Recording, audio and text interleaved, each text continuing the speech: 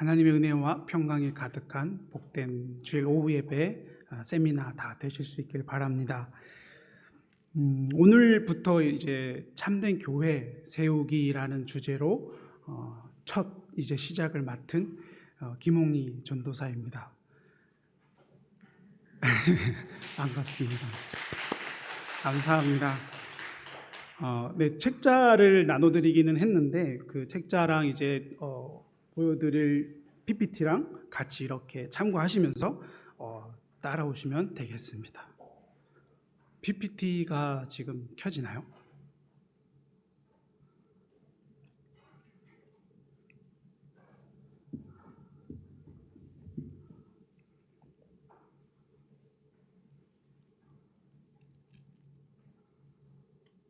네. 저는 이제 교회의 질서 세우기라는 주제로 시작을 하겠습니다. 어디서 많이 보는 이런 장면이지 않으세요? 뭐 뉴스나 이렇게 신문 같은 데 보면 좀 흔히들 보는 정치 뭐 장면이죠. 네, 이런 모습이 예배가 끝나면 싸우는 교회 뭐 이런 말씀을 가지고 이어서 와봤습니다.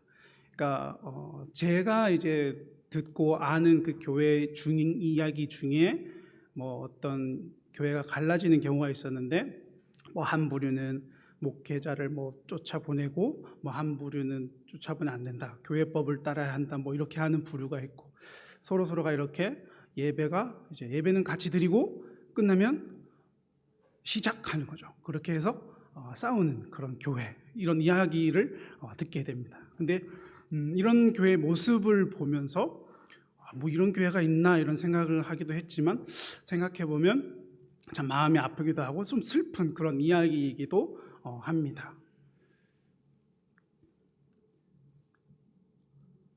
이게 안 넘어가는데.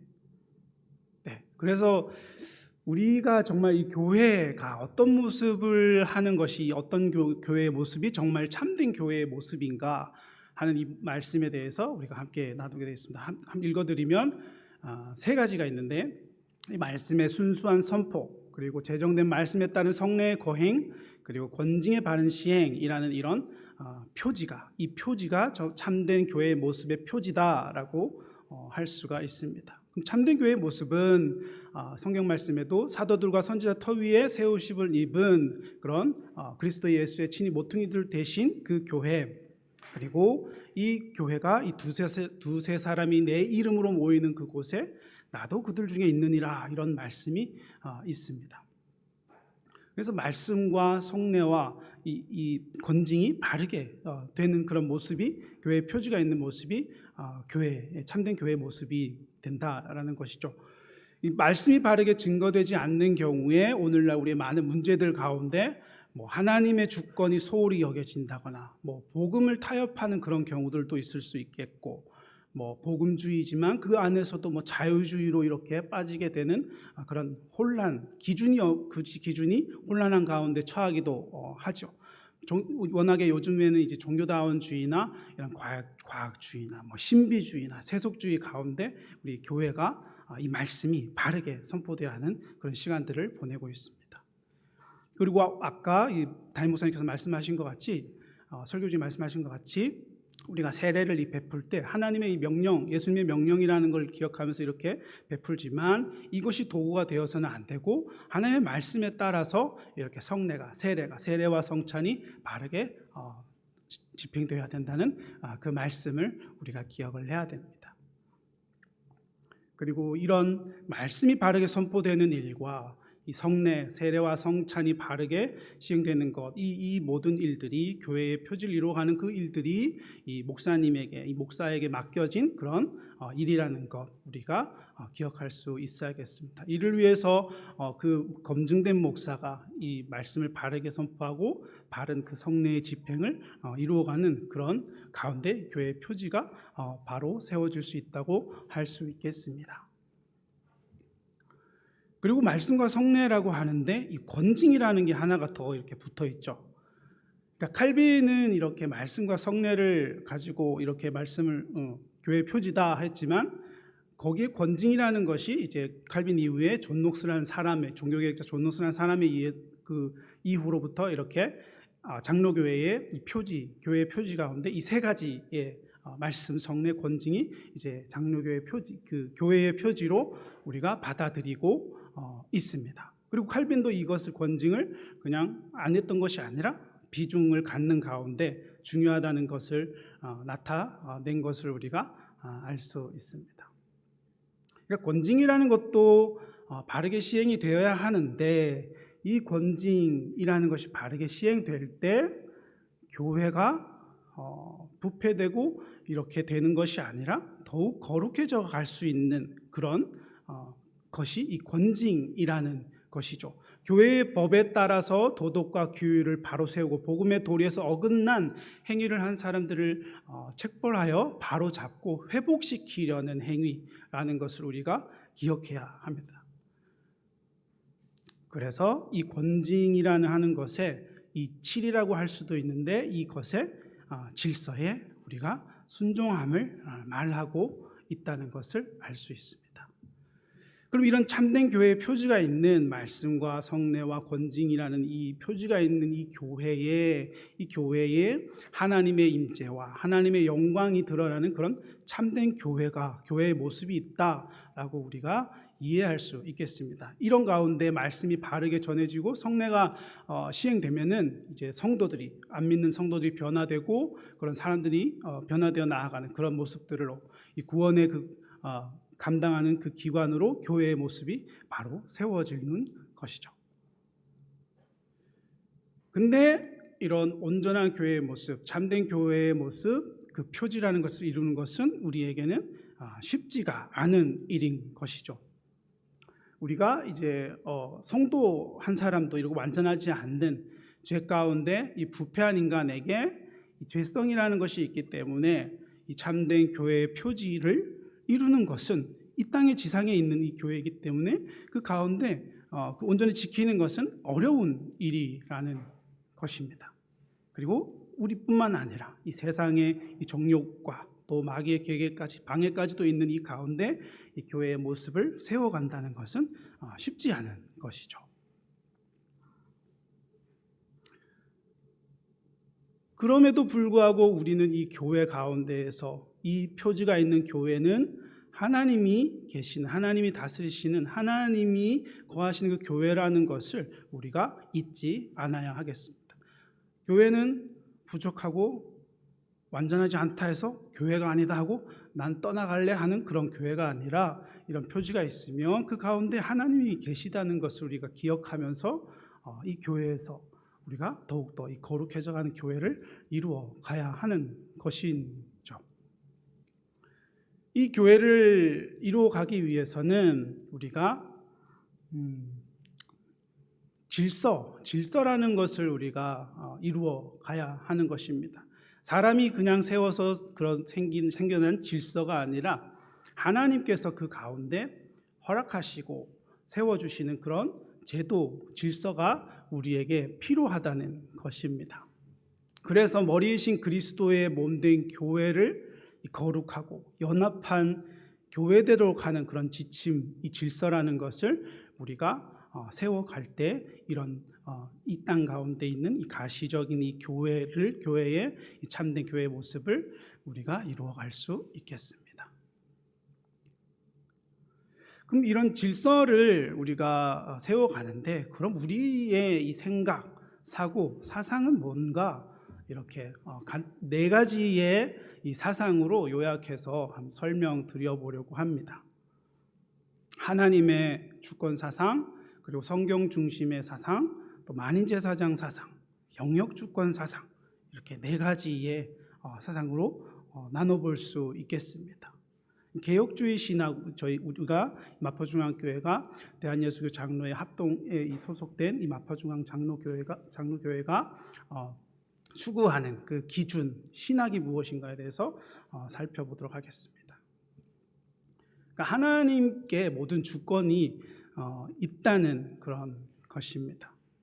그러니까 우리가 인간이 노력하고 하는 그 모든 일에 앞서서 하나님께서 일하고 계시고 하나님의 일하시고 계시는 그 주권이 주권이 하나님께 있다는 것을 알아야 하는 것입니다. 그 주권적인 하나님의 은혜 가운데 이 모든 이 구원이라는 이 측면이 이루어져 간다는 것을 우리가 기억해야 합니다. 그래서 하나님께 주권이 있어서 이 주권이라는 것이 교회 권력의 어느 한 사람에게 어떤 한 사람에게 이렇게 집중된다는 것은 있을 수 없는 일인 것이죠.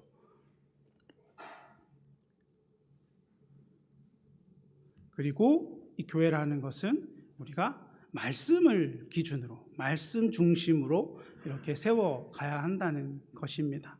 그러니까 사람의 판단이나 어떤 계급이 있는 그런 사람의 그런 판단, 생각이 아니라 사도들과 예언자들의 교훈, 하나님의 말씀을 기준으로 바로 세워져야 합니다. 교회는 그리스도의 나라, 그리스도께서는 그의 말씀 안으로 지배하신다고 이렇게 말씀을 칼빈이 이렇게 얘기한 것이 있습니다.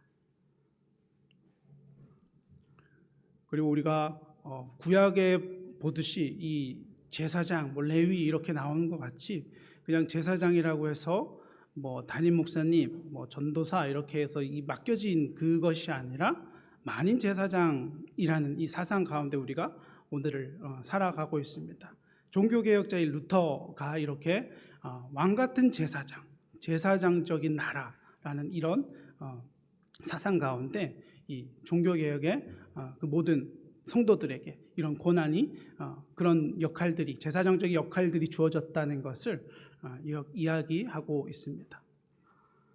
그래서 분량과 자기에게 주어진 이 분량 그리고 나에게 주어진 직분에 따라서 교회를 섬기게 되는 것이고 교회를 세워갈 때 섬겨갈 때 이런 질서들이 필요하다 이렇게 말씀합니다. 그래서 권한과 책임이 있는데 그 직분에 따른 그 권한과 책임이 있는데 내게 주어진 것들에 대해서 그런 구별된 것을 거부하고 그냥 무시하고 내가 하고 싶은 대로 그렇게 하는 것이 아니고 또 그렇다고 해서 누군가가 나에게 주어진 은사를 갖고 있고 그것으로 섬기려고 하는데 그것을 막고 그렇게 미워해서 막는 것은 그런 그 사람에게 주어진 그 특권을 침해하는 거다 이렇게 이해할 수 있습니다.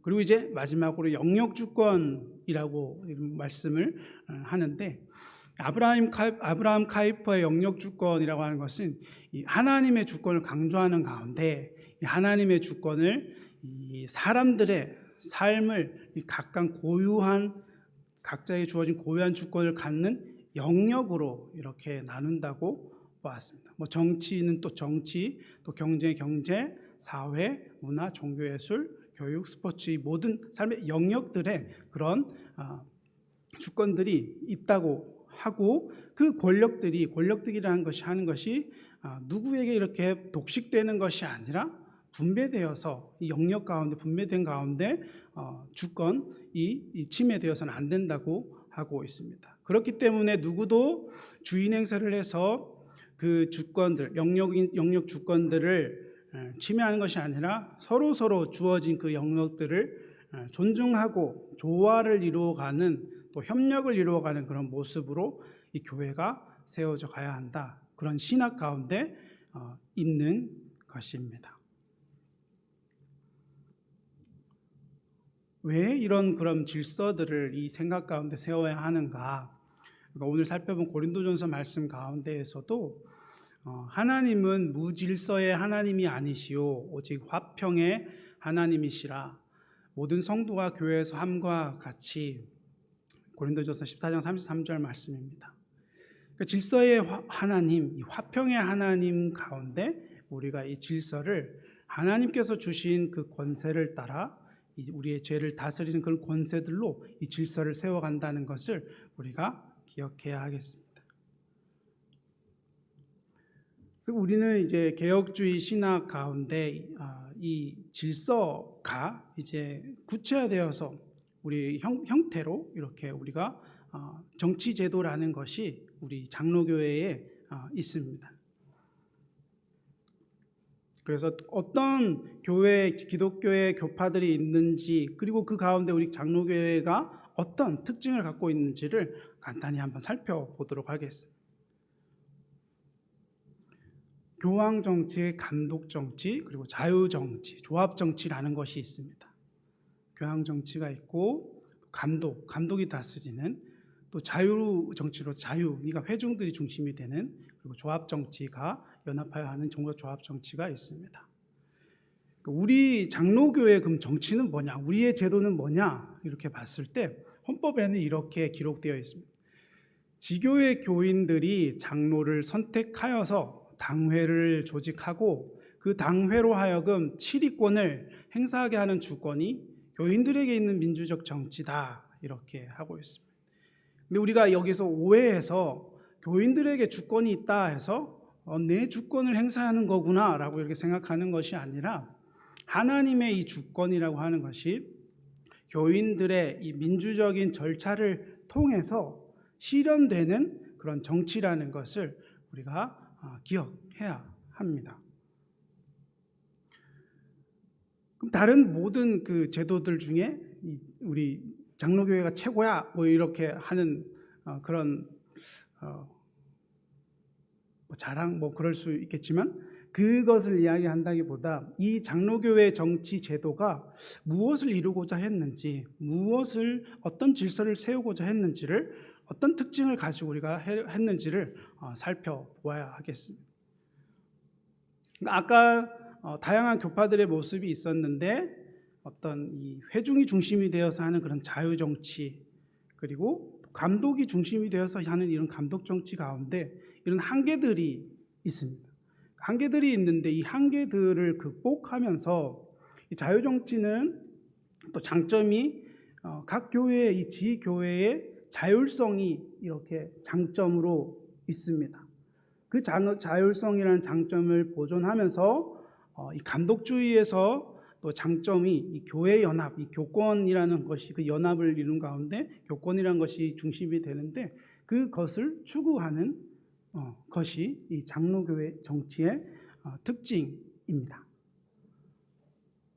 그래서 장로교회 특징이 오늘 이 10페이지에 보시면 성직자 동등, 삼심제도를 통한 교회의 연합, 장로 대의 정치, 그리고 입헌적 공의의 주의라고 이렇게 네 가지의 이 특징을 설명한 것을 볼 수 있습니다. 처음에 이 성직자 동등이라는 게 뭐냐? 좀 글씨가 작아서 잘 안 보이시죠? 제가 계속 읽어드리겠습니다. 모든 장로의 이 평등 주장, 이 권위라고 하는 것이 성도들이 선거한 대표자들에게 있고, 이것이 동일한 수준에 있다는 것, 그리고 당회라는 것이 이 목사와 이 장로가 있는데, 목사와 장로는 동등한 치리권을 가지고, 그리고 각각의 이 치리회는 고유한 권한을 갖는다라는 것이 이 동등이라는 것입니다. 그래서 목사와 장로는 서로의 권리를 침해하면서 이 치리권을 행사할 수는 없는 것이고, 또 각각의 치리회도 이 각각의 독립성이라는 것을 침해할 수 없는 것입니다. 그러니까 동등한 선에서 누가 위에 있고 누가 밑에 있고, 그렇게 계급적인 구조가 있는 것이 아니고 종속적인 그런 관계가 있는 것이 아니라는 것입니다. 그리고 그 치리회라고 하는 것이 이 삼심제도를 통해서 교회 연합을 이루어 간다는 것이, 삼심제도라는 것을 통해서 이렇게 이루어 갑니다. 당회, 노회, 대회, 총회, 대회와 총회라는 이런 세 개의 치리회가 있습니다. 그러니까 저희 교회에서는 이 당회가 있죠. 우리 장로님들과 담임 목사님께서, 이 장로님들께서 모여서 이 교회를 이루어가는 이 당회와 또 노회와 대회, 총회가 있는데, 이것들이 연합을 이루어 가야 된다 하는 것입니다. 그래서 이 연합을 이루어 가는 가운데 오류나 부패로부터 이 교회의 가르침들을 지켜내고, 교회의 안에 우리의 이 품격과 이 질서라는 것을 유지할 수 있도록 하는 것입니다. 아까도 살펴봤듯이 이 인간이라고 하는 이 존재 가운데, 이 무능함 가운데 교회의 연합을 이루기 위한 이런 구조라고 할 수가 있겠습니다. 그리고 이 장로 대의 정치라고 대의를 특징으로 하는 그런 정치 체제입니다. 그래서 7위 장로가 있고 목사님, 이렇게 목사 7위와 강도를 담당하는 장로가 이렇게 크게 둘로 나뉘어집니다. 그래서 이들은 이 대표와 회중을 포함한 교회 체제 이 양편이라고 할 수 있습니다. 그래서 교회의 통치를 하는 그런 권능이 주어진 것이고, 말씀의 이 권위라고 하는 것과 또 이 자유라고 하는 그런 모습들 가운데 이 양면적인 성격을 이 대의 정치에서 우리가 살펴볼 수 있는 것입니다. 이거는 이제 장로교회가 처음 모습을 갖출 때 엠던총회의 결정 사항이라는 것인데, 여기에 보시면 어떤 교회도 다른 교회 위에 군림하지 않는다. 어떤 목사도 다른 목사 위에 군림하지 않는다. 어떤 장로도 다른 장로 위에 군림하지 않는다. 어떤 집사도 다른 집사 위에 군림하지 않는다. 그리고 이런 가운데 이 장로교회적 이 정치 체제와 이런 유럽의 그 연방주의의 그런 모습을 갖추는 그런 기초가 되었다고 할 수 있습니다. 그리고 장로교회 정치 제도 중에 마지막으로 입헌적 공의회주의가 있습니다. 그러니까 사람을 따라서 하는 것이 아니라 법치를 이루어야 된다는 것입니다. 법에 의해서 이 의결을 거쳐야 한다는 것입니다. 그러니까 7위권이라고 하는 것이 다수에 의한 그런 공의회 정치로 나아가야 한다는 뜻입니다. 그러니까 세상의 민주주의와 같이 내가 주인 된 것이 아니라 하나님을 주인으로 하는 그런 성숙한 이 민주주의 가운데 이 법에 의해서 이런 의결을 거쳐가는 것이라고 할 수 있겠습니다. 그래서 장로교회 정치를 요약해서 한번 말씀을 드려보면, 정치제도의 모습을 말씀드려보면 합리적인 가운데 이 성경적인 원리를 추구하고 있다는 것을 우리가 알 수 있습니다. 그리고 누군가 한 사람이 이 중요한 결정에 대해서 누군가 한 사람이 독점하는 것이 아니라 주님께서 결정하게 하는 그런 방법을 따르고 있다고 보실 수 있겠습니다. 그래서 주님의 뜻에 가까운 것을 이 민주적인 방법 가운데 가까운 것이 민주적인 방법에 따른 결정이라는 것을 우리가 기억해야 하겠습니다.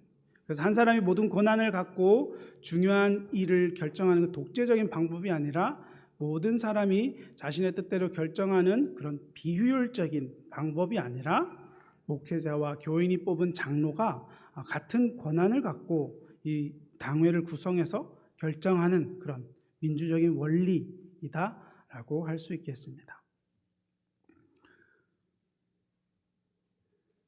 그런데 이런 제도, 신학, 이런 사상이 우리의 좋은 사상과 질서, 제도가 있습니다. 그런데 아까 처음에도 말씀드린 것 같이 이 땅의 교회가 그 교회의 모습을 이루어가는 것은 쉽지 않다고 했습니다. 그래서 이런 현실적인 모습을 보면 교회의 부흥과 성장주의를 추구하기도 하고, 아니면 누군가 교권을 독점하고 세습하는 경우들, 또 목사 한 사람이 지배 구조를 취하고 또 입맛에 따라서 어떤 형태들을 바꾸어 간다거나, 아니면 질서가 없는 가운데 민주주의다, 인본주의다 해서 그렇게 내 주권을 내세운다거나, 그런 모습들이 이 현실 가운데 있습니다. 교회 문제가 국가법정 소송으로도 이렇게 나아가기도 하고, 또 당회의 그런 권력이라고 하는 것에 집중이 되기도 합니다.